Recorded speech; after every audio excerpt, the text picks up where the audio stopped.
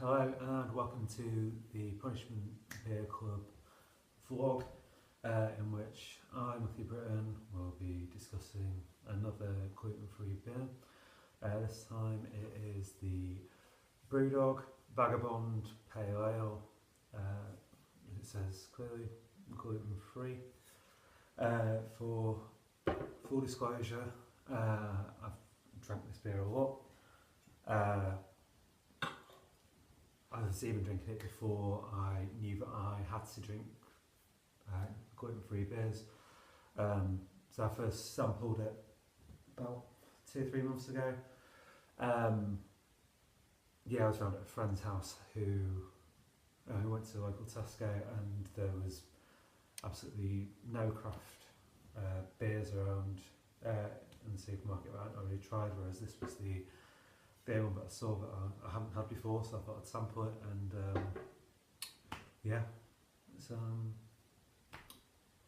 it's been a part of my roster ever since. But I thought it'd be worth giving it a full review, given that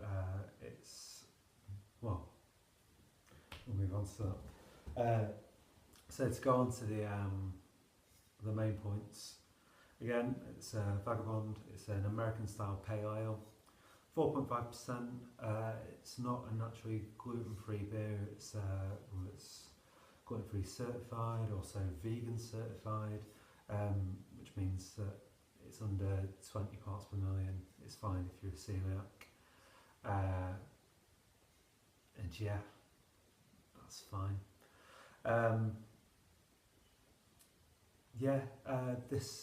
This particular bottle I purchased from the Morrisons around the corner from me in Chorlton. I know that most Tesco's also sell it. They have it in their free-from aisle, alongside stuff like the Peroni that I've also reviewed, and Dam, I think. But it's one of the most commonly available gluten-free beers. Price is about £1.65 was at Morrisons, £1.99 at Tesco, so still fairly cheap, especially considering that Peroni is £6.50 per 4-pack, £1.99. You could get 4 of these for £8. In terms of the brewery themselves, everybody who's tried craft beer, or even if they know the term craft beer, are aware of Brewdog. I myself have got my own personal thoughts on them, as everybody has. I've had my problems with them in the past. There's the argument over whether they are still craft, whether they're not still craft, whether craft is a thing in the UK at all.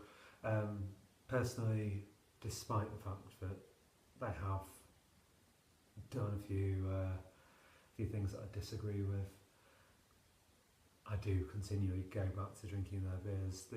Like when I was on Gluten, their hardcore IPA, the version that they do for Tesco, where it's £1.99 a bottle, it's 9% double IPA. You can't beat it really.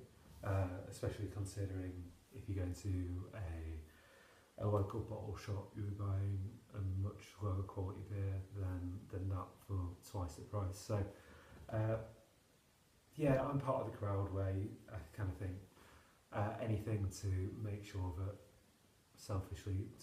I am able to get a decent quality beer wherever is something that I'm always going to support. So some people might complain that Brewdog having a relationship with Tesco and other supermarkets is something to say that's something to worry about. To me, as much there are bottle shops around the corner, it's often much easier just to pick up a few bottles with your weekly shop, rather than having to pop out and spend £15 on 4 bottles of beer that will be gone in the space of 2 evenings, and then having to justify spending a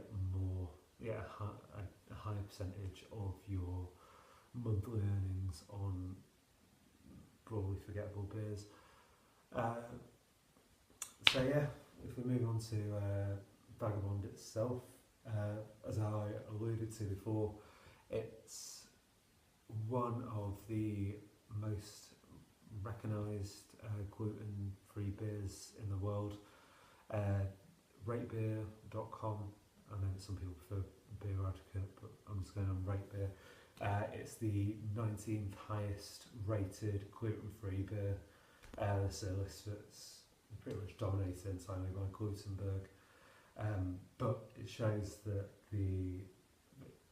it's obviously a highly regarded beer. And yeah, it's pretty much the only one in the top 20 that's regularly available in the UK. So if we want, we can open this. I'll give it a pour, give it a sniff, and obviously a taste. I did go through this entire process last night as well, only to realise that I hadn't pressed record, so sadly I'm having to go through the process of drinking this again. I don't know how I'll manage. For the nerds amongst you at home, I'm using the 2016 version of the Anyman beer glass, which is more of a wine glass this year these, but it works a lot better for pouring than the other glasses. As you can see, it's not too lively. It's slightly caramelly in the colour.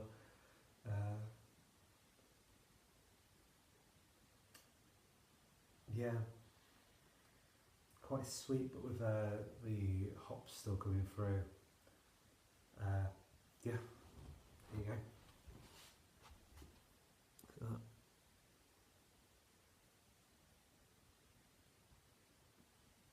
Very happy.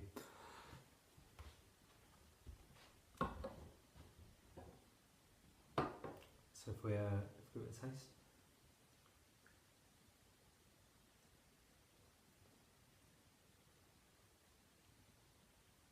Yeah, it's a really good beer. It's the fact that it manages to keep a lot of the qualities of a normal American pale ale is very telling, and which is probably why it scores so highly, because a lot of people will be able to drink it without realising that it's actually gluten free, despite the fact that it does, of course, have it very clearly on the label. In terms of the flavours that you're getting, it's quite, compared to most gluten-free beers, it's quite hop forward. You do get I wouldn't say biscuity. There's a sweetness to it, but not overpoweringly sweet, but it's in the background.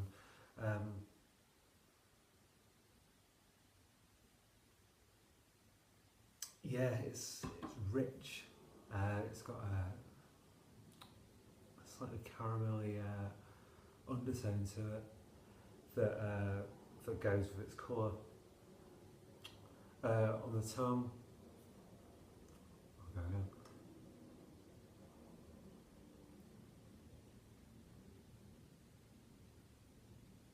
Yeah, on the tongue, it's not quite as strong as, not quite as rich as a normal pale ale, but it's what you'd expect. It's incredibly refreshing, and the fact that they get, it's something that I think has made Brewdog so celebrated in everything they've done, that they managed to get a level of complexity,